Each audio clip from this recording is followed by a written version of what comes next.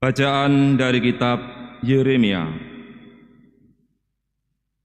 Para lawan Nabi Yeremia berkata, "Marilah kita mengadakan persepakatan terhadap Yeremia, sebab imam tidak akan kehabisan pengajaran, orang bijaksana tidak akan kehabisan nasihat, dan nabi tidak akan kehabisan firman.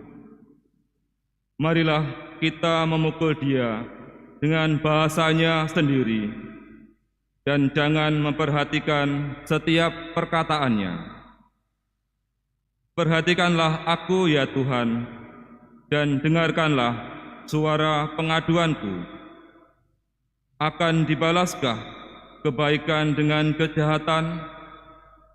Mereka telah menggali lubang untuk aku.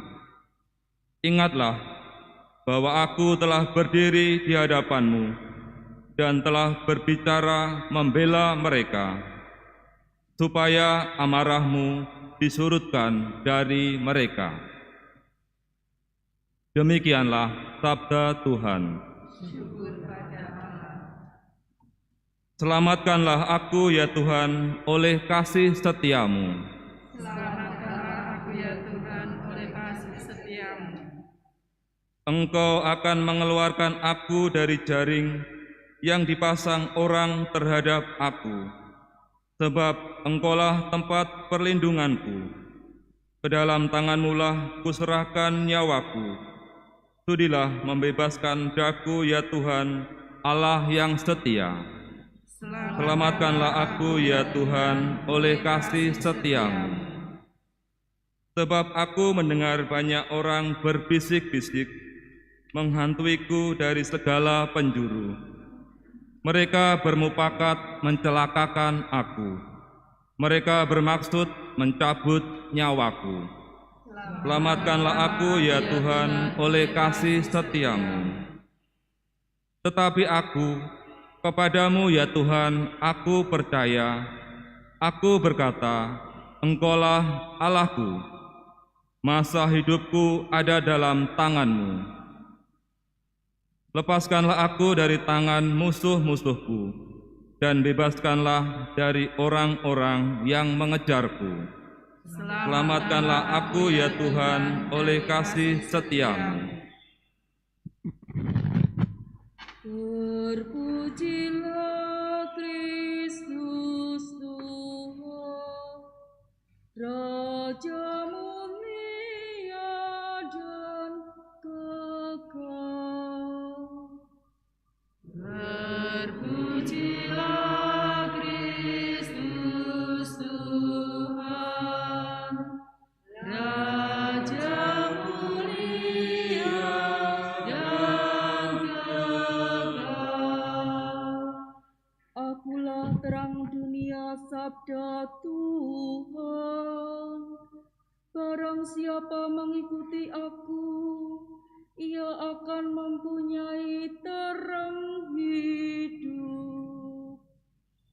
Terpujilah Kristus Tuhan, Raja mulia dan kekal. Tuhan bersamamu. Dan bersama rohmu. Inilah Injil suci menurut Matius. Dimuliakanlah Tuhan. Pada waktu Yesus akan pergi ke Yerusalem, ia memanggil ke-12 murid-Nya tersendiri dan berkata kepada mereka, "Sekarang kita pergi ke Yerusalem, dan Anak Manusia akan diserahkan kepada imam-imam kepala dan ahli-ahli Taurat. Dan mereka akan menjatuhi dia hukuman mati. Mereka akan menyerahkan dia kepada bangsa-bangsa yang tidak mengenal Allah, supaya ia diolok-olok, disesak, dan disalibkan. Tetapi pada hari ketiga ia akan dibangkitkan." Maka datanglah ibu anak-anak Zebedeus serta anak-anaknya kepada Yesus, lalu sujud di hadapannya untuk meminta sesuatu kepadanya. Kata Yesus, apa yang kau kehendaki?" Jawab ibu itu, "Berilah perintah supaya kedua anakku ini kelak boleh duduk di dalam kerajaan-Mu, yang seorang di sebelah kananmu dan yang seorang lagi di sebelah kirimu." Tetapi Yesus menjawab, "Kamu tidak tahu apa yang kamu minta. Dapatkah kamu meminum cawan yang harus kuminum?" Kata mereka kepadanya, "Kami dapat." Yesus berkata kepada mereka, "Cawanku memang akan kamu minum. Tetapi hal duduk di sebelah kananku atau di sebelah kiriku, aku tidak berhak memberikannya. Itu akan diberikan kepada orang-orang bagi siapa Bapa-Ku telah menyediakannya." Mendengar itu marahlah ke-10 murid yang lain kepada kedua saudara itu. Tetapi Yesus memanggil mereka lalu berkata, "Kamu tahu bahwa pemerintah bangsa-bangsa memerintah rakyatnya dengan tangan besi, dan pembesar-pembesar menjalankan kuasanya dengan keras atas mereka. Tetapi tidaklah demikian di antara kamu. Barang siapa ingin menjadi besar di antara kamu, hendaklah ia menjadi pelayanmu.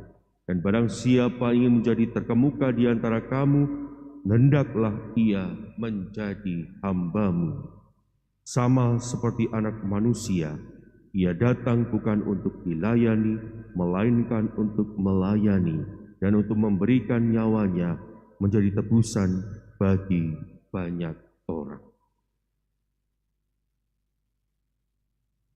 Demikianlah sabda Tuhan. Terpujilah Kristus. Suster, Frater, Bapak, Ibu, dan saudara-saudari yang terkasih dalam Kristus, kalau kita melihat masa pandemi ini, dulu ketika awal pandemi mulai datang ke Indonesia, salah satu yang terjadi adalah seluruh aktivitas secara tiba-tiba dihentikan, termasuk peribadatan.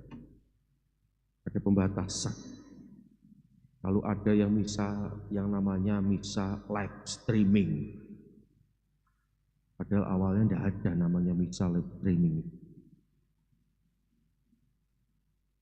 Lalu muncullah komentar macam-macam. Misa saja dibatasi, misa saja tidak boleh, dan sebagainya, dan sebagainya. Begitu masa pandemi sudah mulai berlalu, misa mulai kembali dibuka, yang terjadi tidak semua orang ternyata juga kembali datang untuk merayakan perayaan Ekaristi bersama-sama di gereja. Padahal kemarin katanya, misa saja tidak boleh. Mau datang ke gereja saja tidak boleh. Yang ngomong begini kemarin kok ya enggak datang. Inilah yang terjadi dalam hidup kita. Menjadi pertanyaan dan permenungan bagi kita semua. Lantas apa yang menjadi motivasi kita? Apa yang menjadi pendorong kita untuk melakukan segala sesuatu dalam hidup ini? Permenungan ini yang harus kita tanyakan dan kita lakukan dalam hidup kita. Motivasi inilah yang harus kita sungguh-sungguh perdalam dalam hidup kita. Sama seperti anak-anak Zebedeus bersama ibunya tadi. Ketika mereka datang di hadapan Tuhan, mereka meminta, ibunya itu meminta, "Anakku satu di sebelah kanan, satu di sebelah kiri." Lalu pertanyaannya Yesus kepada mereka, "Dapatkah kamu minum cawan yang harus kuminum?" Jawab mereka, "Dapat, kami dapat." Tetapi kenyataan yang terjadi ketika Tuhan Yesus harus menderita sengsara, menapaki jalan salibnya, dan pada akhirnya wafat dan bangkit pada hari ketiga, apa yang terjadi? Tak satu pun dari mereka menampakkan dirinya.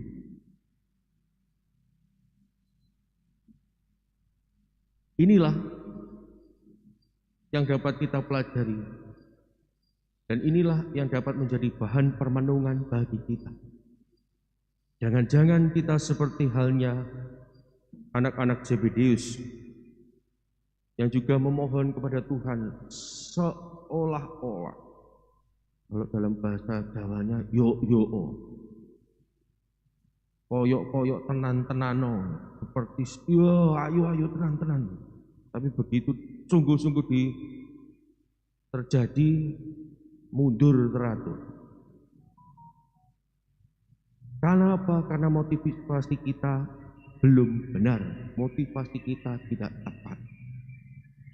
Hari ini kita diajak untuk menggali lebih dalam motivasi kita dalam mengikuti Tuhan. Bukan karena prestasi, bukan karena jabatan yang kita peroleh, bukan karena kedudukan yang akan kita peroleh. Kita mengikuti Tuhan hendaknya digerakkan oleh cinta akan Tuhan yang mencintai kita terlebih dahulu. Cinta inilah yang harusnya membakar kita sebagai murid-muridnya untuk melakukan segala sesuatu yang Tuhan kehendaki dan perintahkan dalam hidup kita. Kasih akan Tuhan inilah yang harusnya menjiwai hidup kita untuk melakukan segala sesuatu kepada kita. Kita tidak usah berpikir kita mendapat apa, kita akan memperoleh apa ketika kita melakukan apa yang dikehendaki oleh Tuhan. Kenapa kita tidak perlu berpikir dan kita hanya melakukan? Karena Ia sendiri mengatakan kepada kita, kalau engkau yang jahat tahu memberi yang terbaik bagi anak-anakmu, apalagi Bapamu di surga. Tidak perlu diminta memberikan apa kepada kita, Ia tahu apa yang terbaik bagi kita. Persoalannya bagi kita saat ini, apakah kita sudah mampu setia melakukan setiap kehendaknya dalam hidup kita, menjalankan setiap perintah-perintahnya dalam hidup kita sebagai murid-muridnya, ataukah kita memiliki motivasi-motivasi yang lain yang menggerakkan diri kita sebagai murid-murid Tuhan? Maka mari kita gali lebih dalam, kita renungkan lebih dalam apa yang menggerakkan kita sebagai murid-murid Tuhan melakukan segala sesuatu dalam hidupku. Sungguhkah cinta kepada Tuhan ataukah yang lain yang menggerakkan hidupku? Tetapi Tuhan menghendaki agar kita digerakkan dan dibakar oleh cinta akan Dia.